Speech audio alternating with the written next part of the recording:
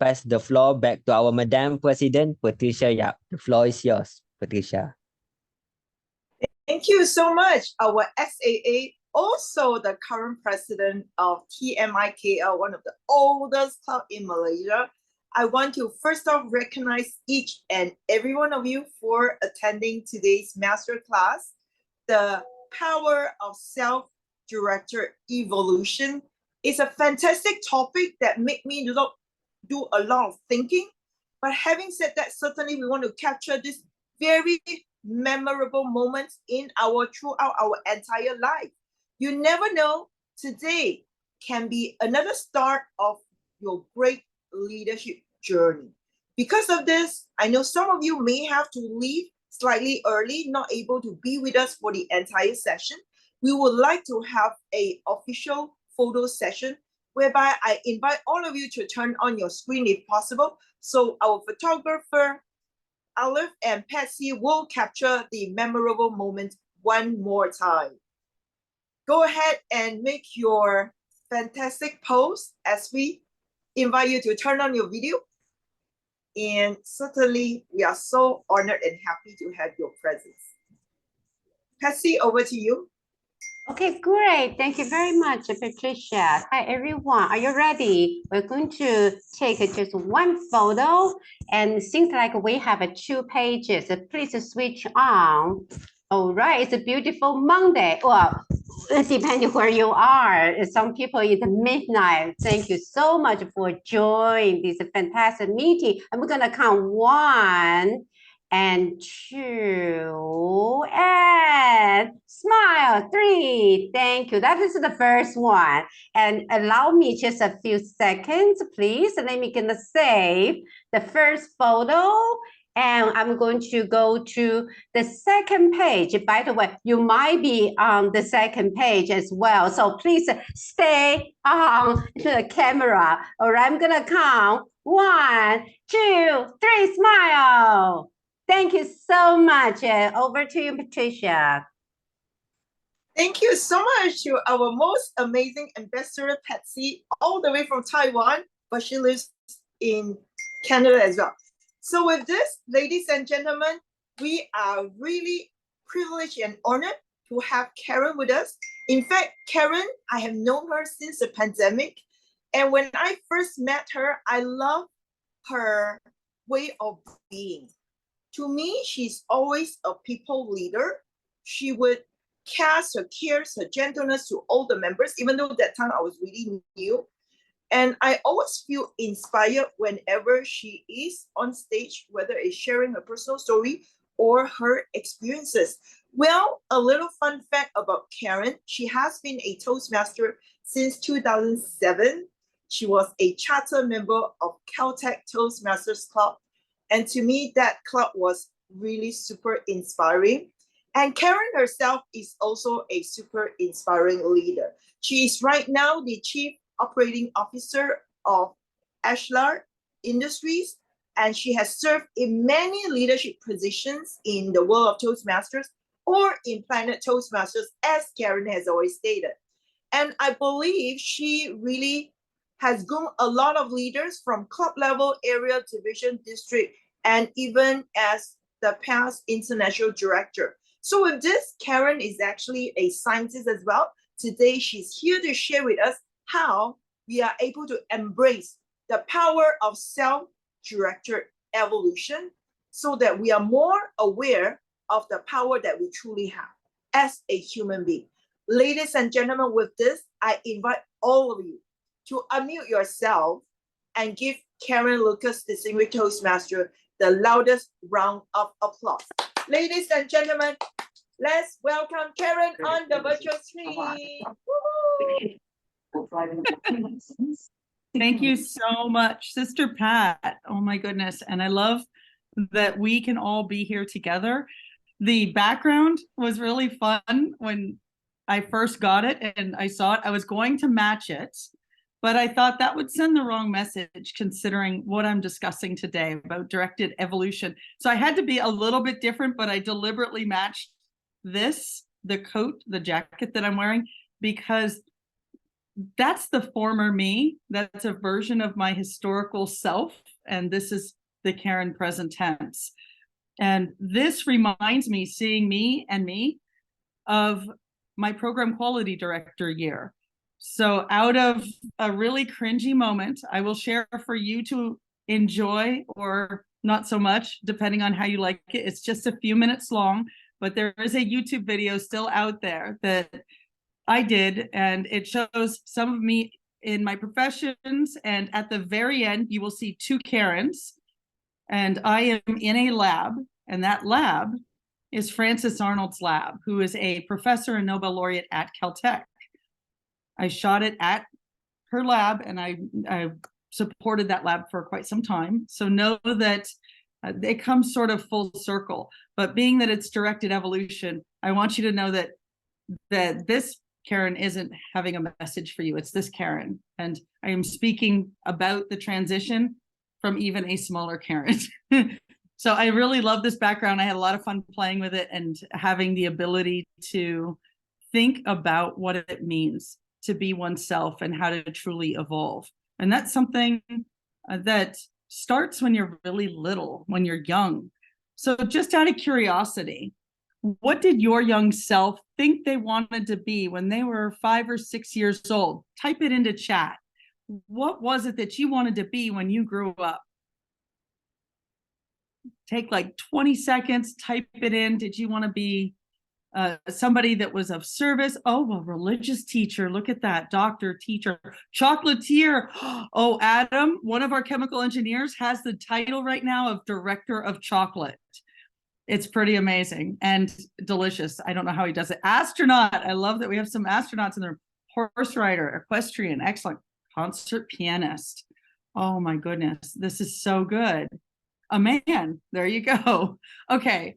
Sephora, I think I understand deeply what you mean, because my 5-year-old self was very, very close to your answer.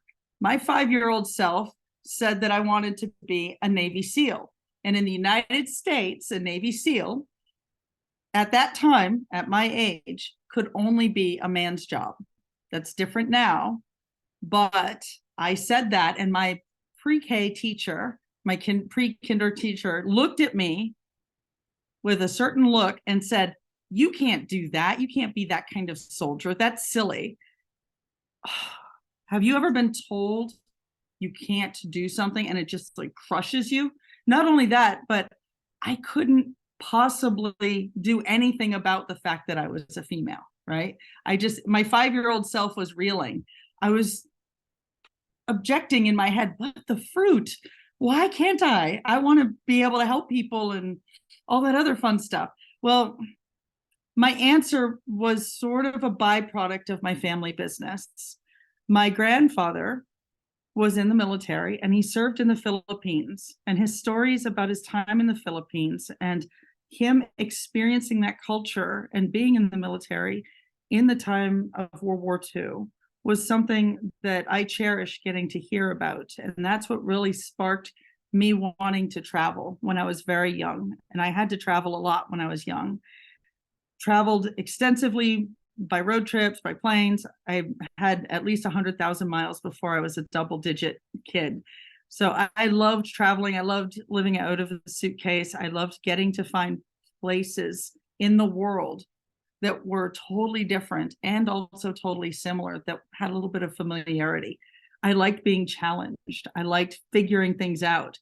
And it was something that was special to me. So Grandpa talking about the Philippines really changed my idea of just stay home or just stay in your bubble. He came back from the war and basically said, I'm going to lay roots in Southern California. And he started a shop, and he made machine products, stuff that went on airplanes. So he helped airplanes in the airplane industry. He helped some of the other industries. My dad, his son, was sort of voluntold with the draft to the Vietnam War. And he came home with an understanding of firearms and special munitions. So generation 1, Grandpa learned all about putting planes in the air. And generation 2, my dad learned all about taking those planes down. That's all you need to know about generation 1 and generation 2 and how well they got along. Now, generation 3, I started in the shop when I was a little kid, and it was a machine shop. So I started by cleaning. And then once I learned how to be safe around the machines, I could do drill press work, I could do lathe work, that kind of stuff. And it was really kind of cool for me to see that you could really make a thing that was first in your mind and get it into the world. That was something that was a fabulous experience for me. You could draw something on the back of a napkin or on a piece of paper that was just in your head as a thought. And one of those things was a 9-inch long clothespin, a 9-inch long clothespin made of wood and metal. Drew it out, drafted it out because I was a kid and I thought it would be cool. I wanted to do something for my teachers because they'd have bigger stacks, and some of the teachers were older and they just used clothespins instead of something proper to fasten them together. So I thought it would be a funny little joke. And we made probably 200 of these. We did it like in production, but I learned how to actually sketch it out and which machines I had to use and what the special steps were. And the steps were different if I was just making a prototype, just one, versus if I made a whole bunch. So I learned in the shop that anything was possible, even creating things that didn't exist yet, new technologies, things like that. One thing that I found was that, you know, talking to the people that were in my dad's business and my grandfather's shop, that was then my dad's shop, we were really focused deeply on firearms and special munitions. So not only did we support law enforcement, we served military contracts, we also served Disneyland, Knott's Berry Farm, the movie industry. Anytime you see a movie that has a firearm in it, there you go. We have technology that we would use to make sure that the actors stayed safe and that they could still do the movie using the special munitions.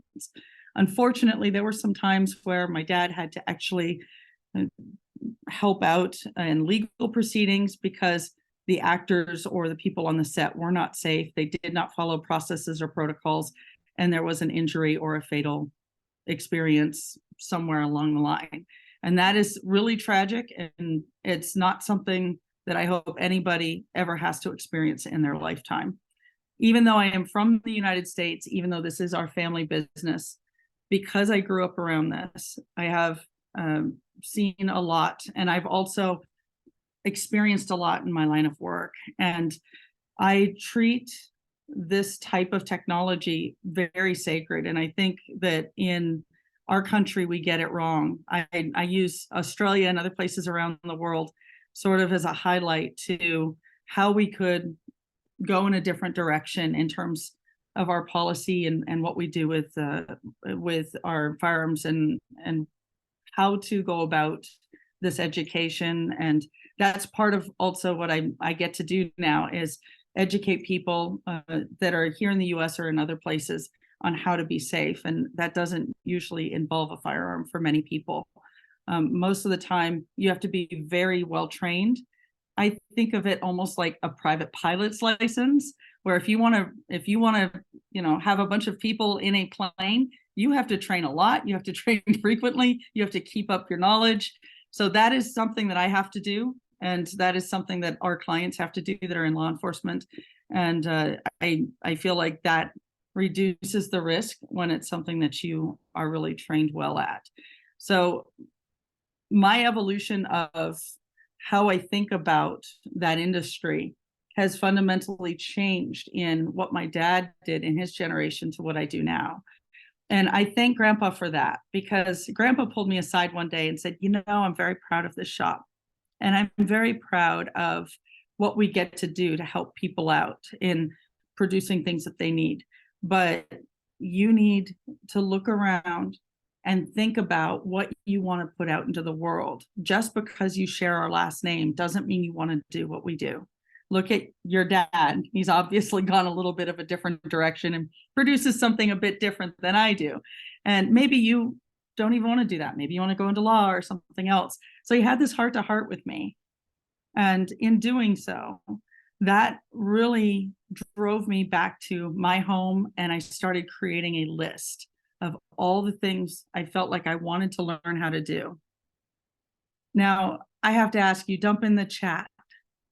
Tell me, please tell me, what is it that is a skill or an experience that you just absolutely want to have that you haven't gotten a chance to do yet? Dump it into the chat. If there's anything you can think of just off the top of your head, no judgment, just anything at all. Oh, a singer. Oh, Patsy, that is awesome. Read energy's better. That's a good, Rosie. Wow. Write a book or screenplay. Adam, I know you've got at least one book in there somewhere. A swimmer. Oh my goodness, swim with whale sharks. I love it. Oh my gosh. Yes, Yesly program to US. Anything that I can do to help out or anything at all, hit me up, contact me, share on LinkedIn. That is fabulous. Oh my goodness. So there's all of these things. You have to think to yourself, what's keeping me from getting to experience that, to do that? What is getting in the way, right? What is it? Is it because it's a little too scary? Is it because it seems out of reach? Is it because you need a bigger network?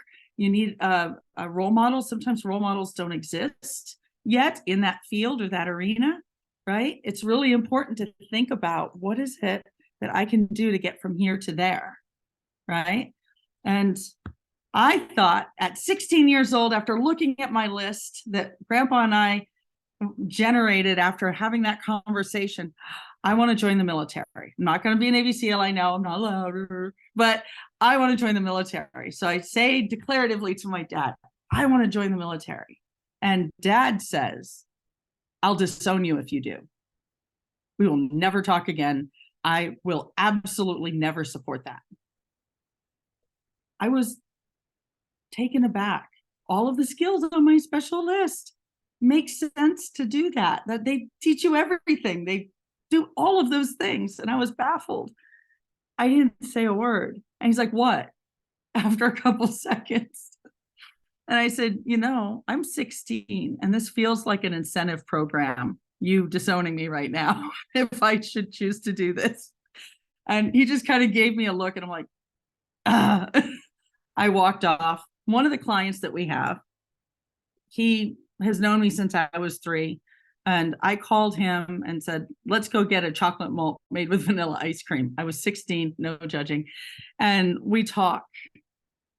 And he said, your dad means well and he cares, but he's kind of a jerk and he has no people skills. And I was like, okay, well, yes. And he said, why don't you think about what's stopping you, aside from him disowning you? Okay, but what would stop you from learning those skills in another way? And he really made me think about it. And I said, do you know anybody that can help me with these skills? And I slide the list across to him. And he said, well, I'm a contractor now, and I used to be military in Korean War. So why don't you do a job for me? And we'll see how you do. So that was one of my first jobs, working for one of our clients. And I had a blast. It was awesome. It was so much fun. I had to take down intelligence in a meeting. And basically, I was at the meeting as if I was his daughter. And this meeting was a group of bad guys, what we call homegrown violent extremists. And we were working on getting intelligence so that one of the agencies would be able to have that intelligence and prosecute them for what they were doing when they were attacking certain groups of people.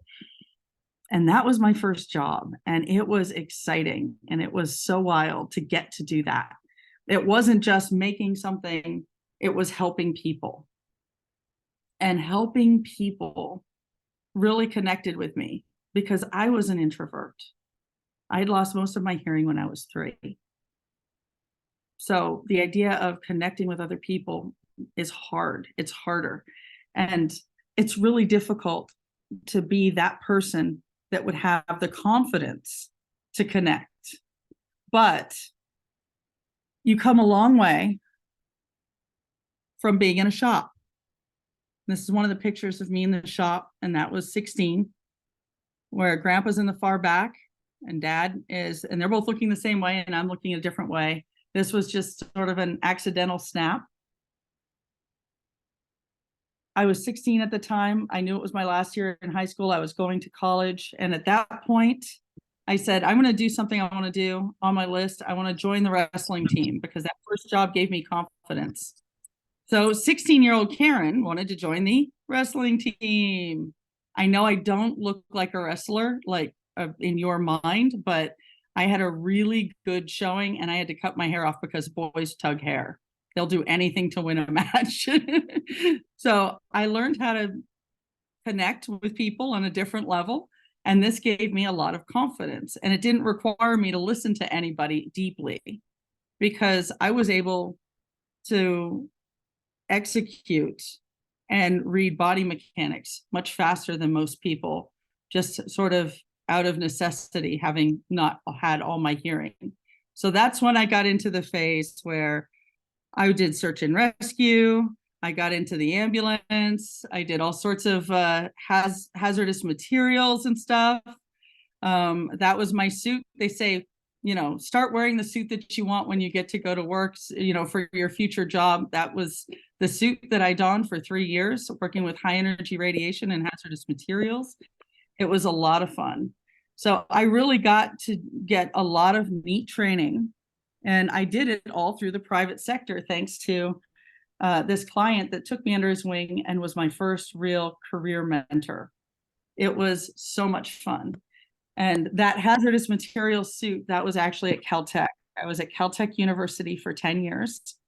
And it was incredible. It was amazing. And that is where I met Frances Arnold. Frances Arnold is a professor of chemical engineering, and she also does directed evolution. She is pretty incredible. It does look like Ghostbusters. We also have yellow Oompa Loompa ones. I'm not gonna show you that one. It looks really hilarious. But Frances Arnold is an amazing chemical engineer. She is absolutely hilarious. She was somebody who actually walked through fire in her life, personally and professionally.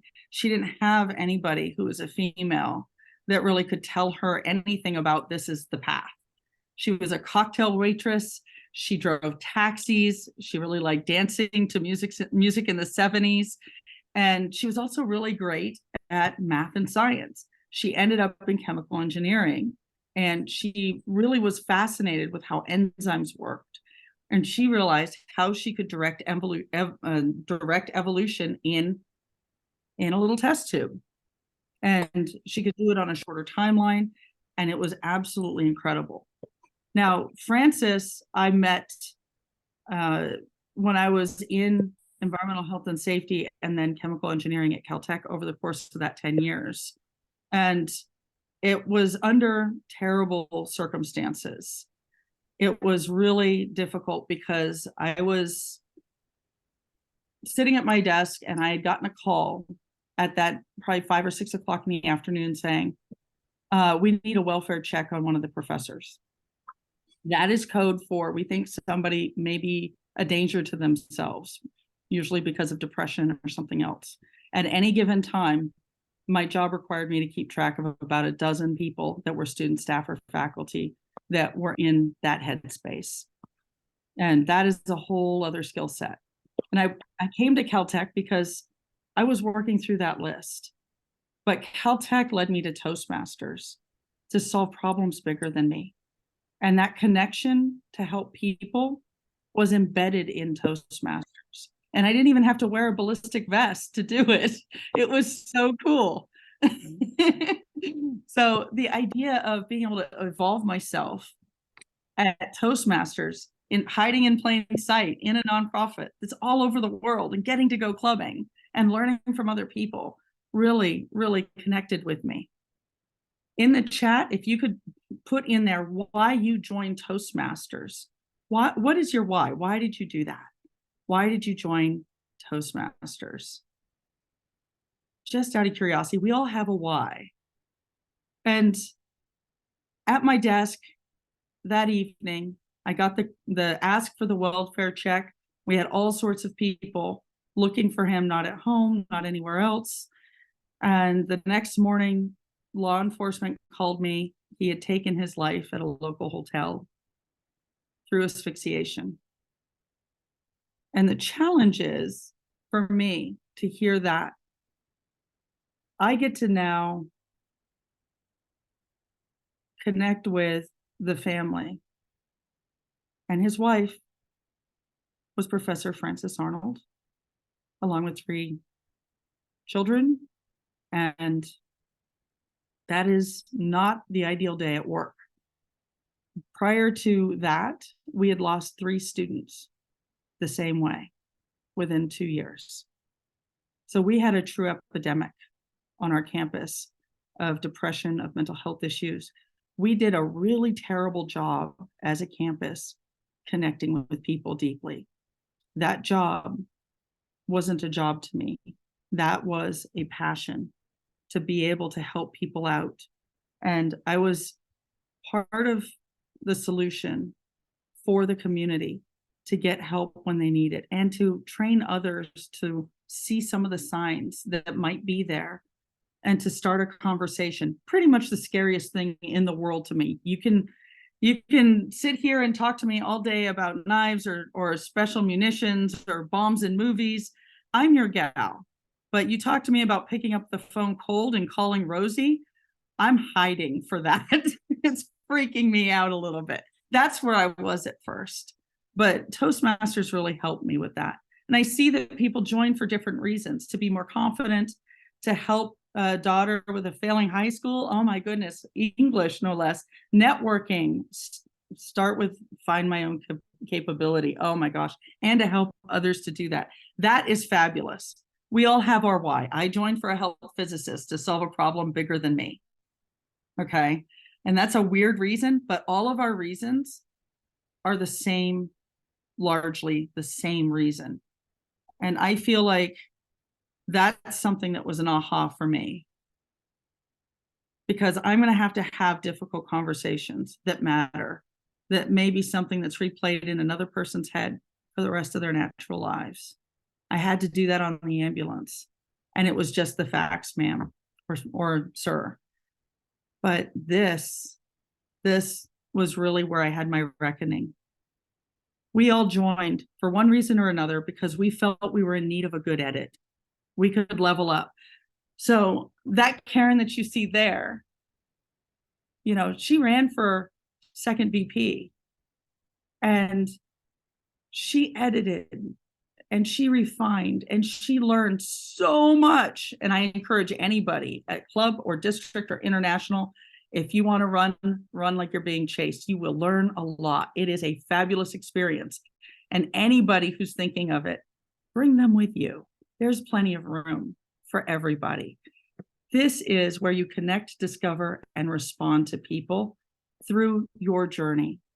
If you are in need of a good edit, this is the best place to do it. You learn to metabolize criticism.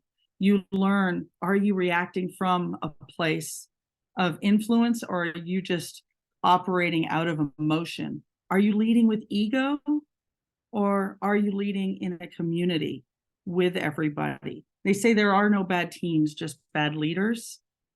And I always ask myself, if there's some conflict, what can I learn? So when I ran for that gig, I was running with a friend, with somebody I served with, and I was the first to congratulate. And I had never shed a tear. Why? Because I was in need of a good edit and I still got work to do. And this is an organization where 2 or more passionate people can run for a role, whether a district or club or international, and you're not really running for against each other, you're running for a role. And that builds both of you up. You see, it builds both of you up. You connect with your why. You discover how to get there, and you respond to what you experience and continue again. You connect, discover, respond. When you do that, when you say yes, yes is nothing without a why and a how. Why are you saying yes? When you hit a wall and you are connected with your yes, you will not give up. You'll go through that wall and it'll be U-shaped 100 miles an hour before you would give up. All you have to figure out is your why and then your how. It's always great to bring people along with you. Conflict isn't always bad. My husband, he wasn't raised with spice. He was raised in Ohio. I have sriracha as basically as ketchup. That's as non-spicy as I get. We're different, but there's no conflict that is anger. It's just, there's more than one right way. Starbucks, if you've been to a Starbucks anywhere, they have all those little blocks on the back. You can have a double tall, half calf, no whip, one pump hazelnut latte with extra foam or extra hot. That is what we affectionately call an algebra drink. It looks like a math equation running down your cup. That's great. I have 6 shots over ice. That doesn't mean I'm going to yuck your yum. When you're evolving, you have to find out your why and your how, connect, discover, and respond, and bring people with you. And know that change is good. And conflict can be good. It typically is. Conflict brings out truth. It brings out creativity. It brings out a resolution. Conflict is a great thing because you can grow from it, especially if it's community focused. Whoever I run against, as the old guard would say, but whoever runs with me, as I would say, see the change in perception, for a role, loves Toastmasters just as much as I do. They just have a different way of going about it. And that's okay. It is wonderful to have passionate people that have more than one right way for the future of our organization and for our members. And in my work, I help people fight bad guys. I do the in real life ones. My husband does some of the virtual ones, being that he's also at Caltech and he is a SANS trained IT person. So we like that. And I especially like what I get to do because I like good guys having good days and bad guys not so much. So if you ever have a problem with your inner bad guy, I'm your good girl to always call if you need to talk, because that is what it takes to get through any block, any wall, keeping you from evolving to your best version of yourself. Patricia, thank you so much for your dedication to your members in this club, to the members of Smedley, which you're, of course, a fellow member in, and to all Toastmasters here in Planet Toastmasters, because your passion, your dedication, your encouragements, they go so far, and you touch people that you don't even know, and you've inspired them greatly. I know because some of them have mentioned this to me. So everybody out there, you join Toastmasters for your reason, but think about leading with kindness, connecting, discovering, responding, what your best way forward is. Evolve into yourself. Frances was able to do this in a little test tube, but she also did it on a personal level. She lost her husband. She lost her son just a year later to a couple years later, to a tragic accident. She lost another son. She had cancer. And then she earned the Nobel Prize. She is one person that's been through adversity, and I've had an up close seat for that. She is absolutely incredible and dedicated, but she had a network too, and she is tough as nails. Please don't ever give up on the most important person that you have at your disposal, and that is yourself. You are important, you matter, and this version today is an excellent, better version of you know who. And it's okay, because we are all on this journey together. Patricia, thank you so much for this opportunity. You are important, you matter. Let us all hold our hands together as we continue our journey of self-directed evolution, which I so love. Thank you so much, Karen, for their inspiration. And for this matter, I'll invite all of you to please unmute yourself and give Karen Lucas your love, your heart, your biggest round of applause for showing up today. Thanks, darling. Thank you. Thank you very much. Thank you, Karen. Thank you so much. Karen. Thank you. Thank you. Thank you. Thank you. Thank you so much. Now we shall hand the control over to our FAQ Master Princess Area Director in District 97. Suisin, are you able to turn on the virtual screen? Thank you so much. Over to you, Suisin. Thank you so much, our President Patricia Yap, and of course our speaker for this wonderful, inspiring, and very amazing message. And for your speech, I believe that you could touch everybody's heart. I just note down it's already 2 pages now. Thank you so much for sharing your wisdom and your life experiences. That is really amazing and encouraging too. For me personally, in this time, very important. Yeah, you are important, and you don't give up on the people. That is the most important person, who is you. So that is very motivating and inspiring. Thank you so much. So hello everyone, our guest, it is the time to ask the question. So please feel free to ask the question to our speaker, DTM Karen. You can even send the question in the chat box. Okay, so I got one question. Let me ask you, what is your biggest challenge in Toastmaster as a law enforcement officer who is used to either giving or taking orders as compared to the environment in Toastmaster where everyone has a voice from Yusuf? Yeah. So that is a fascinating question.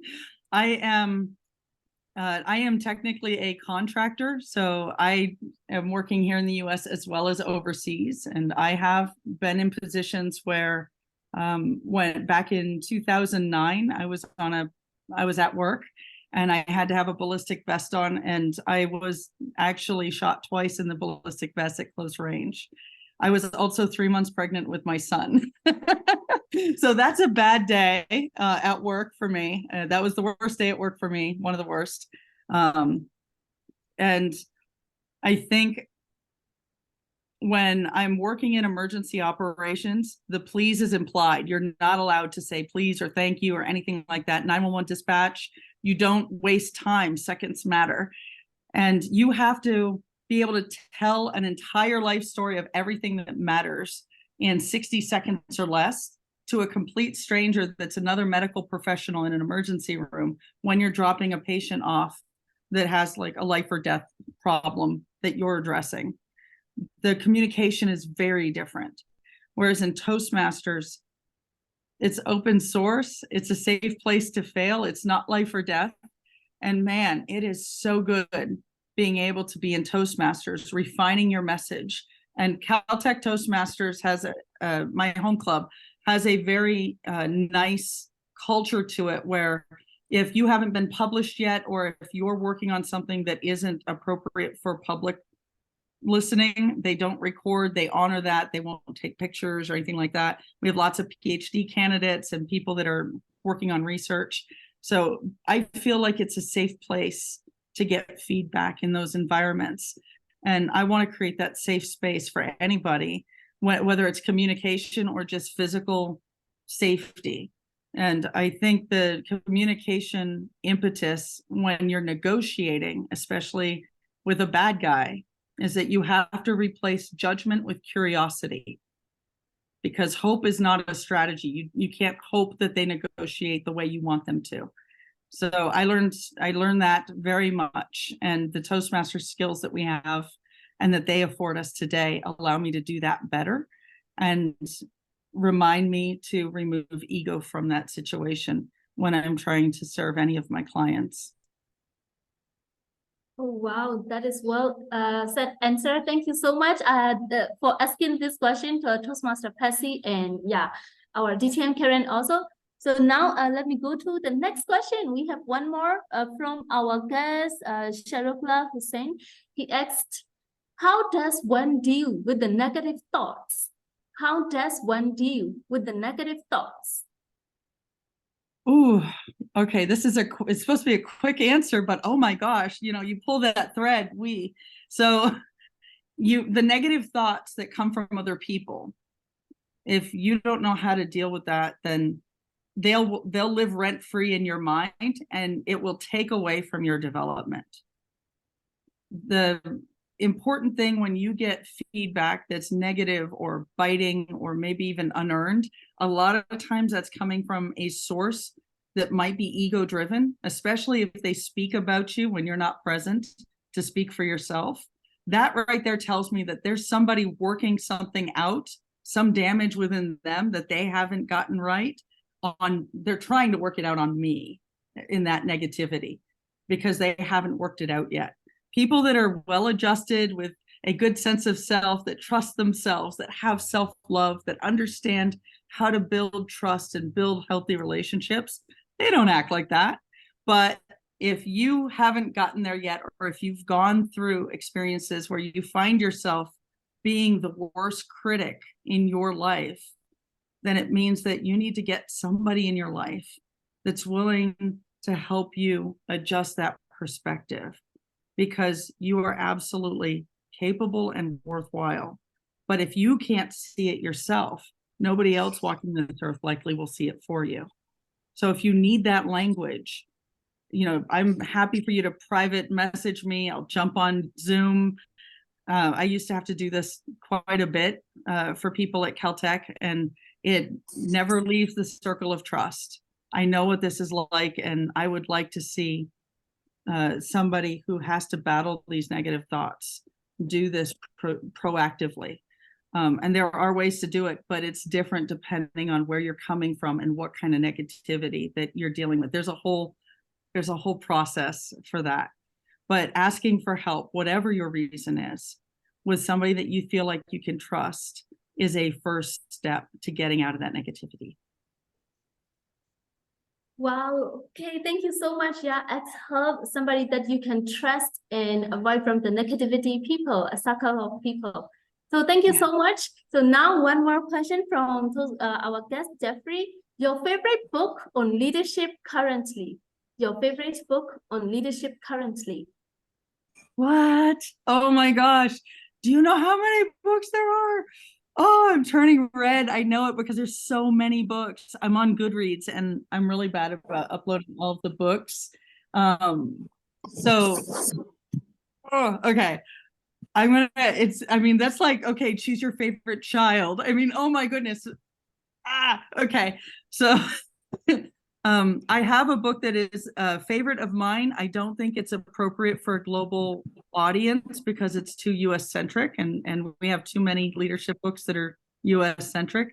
But one that has helped me out personally is called The 12-Week Year. And the 12-week year has really helped me because a lot of people say, how on earth could you possibly get done everything you get done? You work full time, you do Toastmasters, you're in other nonprofits, you've got kids and you travel 3 months out of the year and all this other stuff. We do it by design and it's very deliberate. Also, robots run my life. So if they tell me to show up for Patricia Yap, I'm showing up for Patricia Yap. I sign on probably half an hour early just to make sure I'm on time. 12-week year is very good. And if you need to figure out your why, Simon Sinek's Start With Why and Find Your Why are really good. If you want something nice and soft in terms of the heart and understanding yourself in that way, I would say anything by Brené Brown is a really acceptable start. Brené Brown is incredible. And her concept of braving is, which is an acronym, is something that I cherish deeply. It gives you the language to trust and to build trust, which is exciting. And lastly, if you're in conflict, if you're in negotiation, there's a guy by the name of Chris Voss that has something called Never Split the Difference. And that's how to negotiate win-win so that you get the best outcome possible. He was a negotiator for hostage environments and worked for the FBI. Now he's highfalutin. He's got master class and books out and everything. But back in my 20s, he was just, training people that were in agencies or contracting with agencies and stuff like that. So I trust him implicitly. He's incredible. I can't, I mean, you're telling me choose my favorite child. It's killing me right now. Thank you, Jeff. Choose your own adventure, Jeff. Okay, thank you so much. I believe Toastmaster Jeffrey also very happy with the answer. And yeah, here I see in the chat most of the people like have read the book. So that's really great. Thank you for sharing a good book. And now one more question. Anyone? Yeah. One question is like you said like how to connect with the people from different levels. So can you say more about it? Like how can we learn how to connect with the people from different levels, the people who are higher than us, like something like this? Yeah.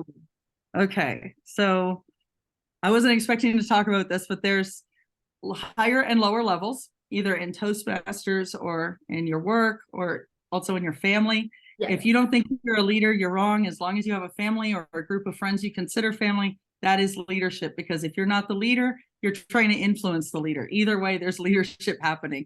So when you look at how you connect, discover, respond with people that are at levels that are either above or below, like your level on an old school sort of flow chart, you meet them where they're at. That phrase means like, and when I was at Caltech, I had dozens of people that worked for me, and we supported 13 professors and their students and their staffers and everybody.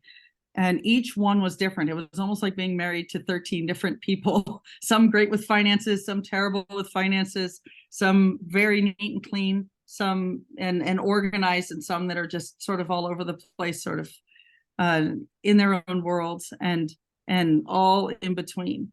So I couldn't treat everybody like a size 9, like the same. I had to know that if they were somebody unknown to me, whether they answered to me, they were a peer, or if I answered to them, I would be mindful of their time, and I would lead with a question that was an open-ended question, not a yes or no question. And typically a social lubricant helps, so coffee or tea, and getting them to something with coffee or tea typically would open the door, okay, in terms of building a relationship and building trust. Listening more than speaking helps immensely. A lot of times, especially if they're coming in conflict or have a problem, they don't necessarily want it fixed. They want to be heard. They want you to honor that space and create space for them. That's really important. So there's a second flow chart called a shadow flow chart. So the flow chart with titles and people and the up and the down, that's the one that they print from the human resources department or from your district directory. But the shadow one is the unspoken one nobody prints. And those are the ones that are the influencers, the people that are well connected, the people that will tell you things to your face that most people won't because it makes them feel uncomfortable. And those are the people that are gold, because they are the ones that are going to help you grow. And they are doing it in spite of their discomfort for your best interest. So I absolutely like the shadow flow chart. And I learned very deeply about that shadow flow chart many years ago when I learned to be a contractor. So leveraging that helps, and being an active listener, hopefully with coffee, tea, and the occasional chocolate, doesn't hurt. Wow. Okay. Thank you so much. I just note down. Yes. Yeah, that's really amazing. And I believe that now everybody got a lot of ideas how to connect with the people from different levels, not only in our life, in Toastmaster, everywhere. We are Toastmasters, like we are very great communicators, and I believe that we can connect with the world. That's very strong and powerful to connect with the world. So thank you so much. And here, one more question from our guest, Shahrukh Khan. Yeah, Shahrukh. He said, what is the best way to connect with you, Karin? LinkedIn, WhatsApp? That is such a great question. Oh my gosh. Okay. Definitely LinkedIn is a great way to connect. I have a problem with my Facebook because it won't let me add any more people. If you connect with my LinkedIn, or if you want to connect on WhatsApp, those are two acceptable places. And here's the thing. between all of the contacts for work, all of the contacts for Toastmasters, my family, other stuff that I do. I have between 22 and 25,000 contacts that I've contacted at least once every 3 months. So if you connect with me on LinkedIn and say, hey, I saw you at a Toastmasters, blah, blah, blah, then I make sure to put your contact information in my phone. And I usually assign you a special ringtone that is only yours. So if there is a ringtone and your name and you're in my phone, I will pick up if I'm not on a Zoom call, or I will text you on the WhatsApp if I can at my earliest discretion. And that is the best way to contact me. I will drop my contact information in the chat. I absolutely encourage you also to drop your LinkedIn in the chat, all of you, because this is a good way to evolve your network, is through everybody who's here in this room tonight. This is a really big deal. And when you're on LinkedIn, that's the first best step. If you don't have LinkedIn, there's WeChat. If you're on WeChat, I'm on WeChat, but WhatsApp is absolutely fabulous as well.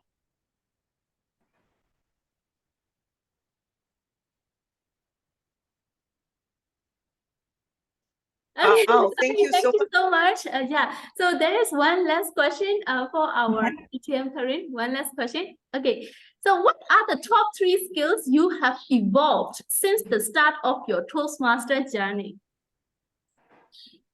I'm now an ambivert. I'm not an introvert completely. I am actually an ambivert when I need to be.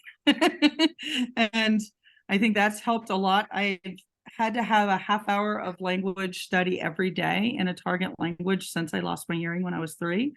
And that takes a lot of discipline. So I think discipline and focus is something I continue to work on in Toastmasters. And I think being vulnerable is really important. And that is something that Toastmasters has taught me through some wonderful mentors. For most of my life, I really siloed my work from my other stuff, from my family, from other things. And that is a different experience growing up most of your life, where you never talked about work, you never talked about your nonprofits with other nonprofits or work. So you're always just a facet or a little percentage of yourself. And I feel like a whole self now that I can speak more freely about who I am in different facets of my life, or how I can contribute. And by being able to put them all together, it feels like I can leverage that knowledge in a meaningful way, much deeper, and help people in ways that I never would have been capable before without that communication or leadership ability.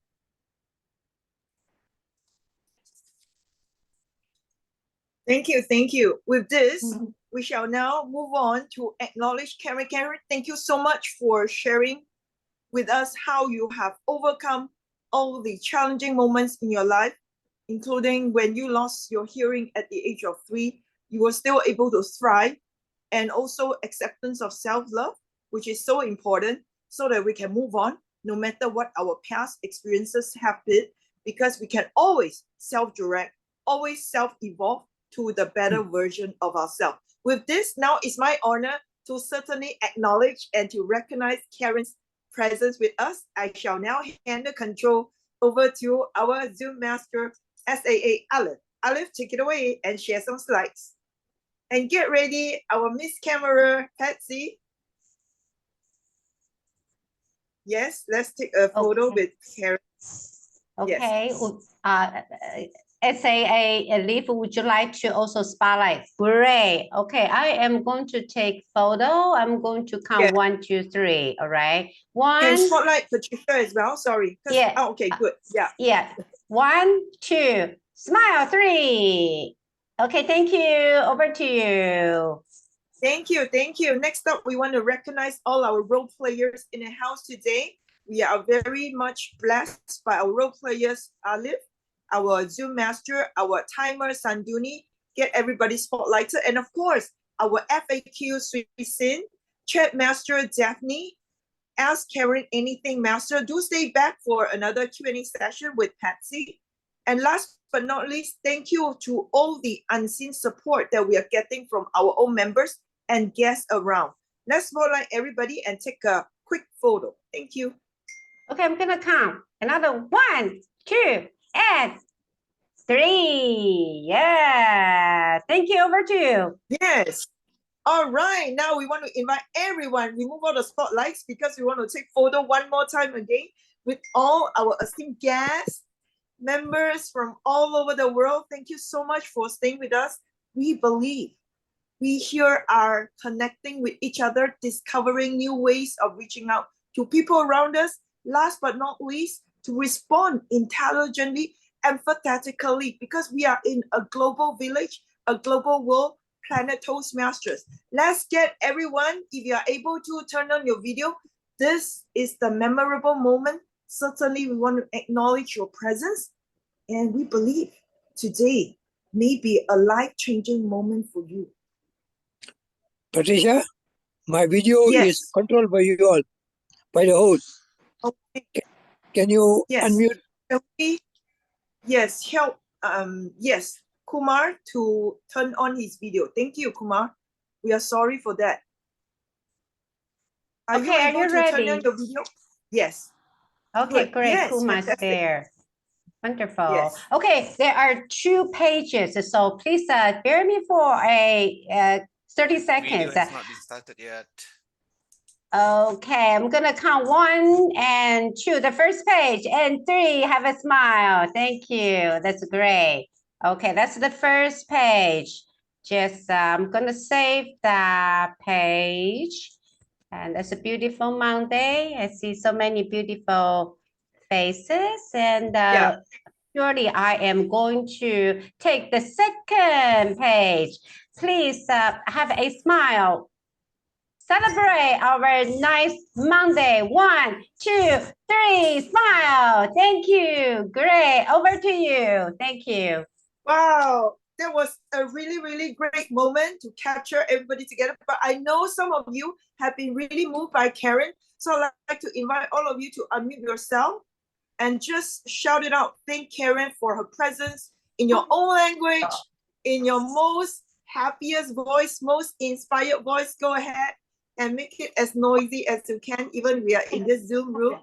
Unmute yourself, ladies and gentlemen, if you can. At the count of 3, Thank you, 2, Karen. 1. Thank Thank you, Terima Karen. kasih. Thank you. Terima kasih, Karen. Terima kasih. Bye-bye. Thank you, thank you. Thank you. Music to my And ears. okay, one more time. Now this time around is different. Say I love Karen and spam Karen with all your love emoticon if you can, okay? Okay. You want to Yeah. record this? Yes. Spam Karen with your love and emoticon because we have gained so much. Thank you. So this is I really love you in Yeah. sign language in America. That's how you say I Let's really love learn you. that. You take your two fingers and cross them, and then you put your pinky up, and then you put your thumb out, and that's I are or really, and then the love you. The one. So it's I love you.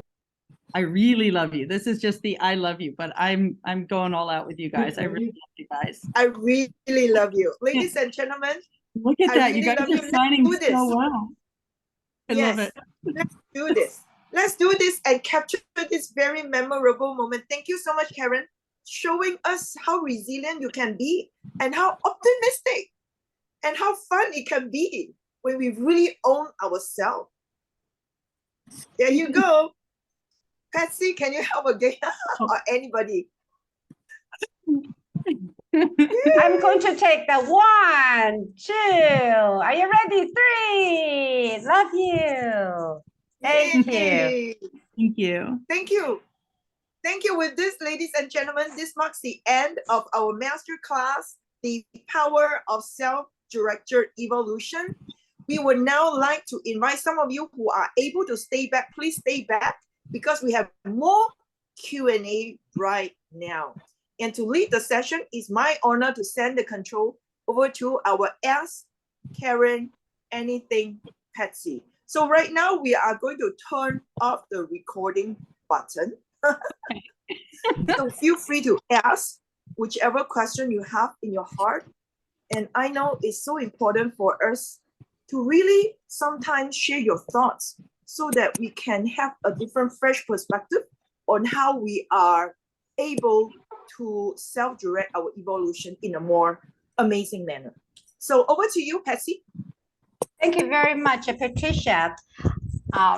My first question to Karen, so everybody else will ask your own question. All you have to do, just raise your hand on the virtual background on your emoji.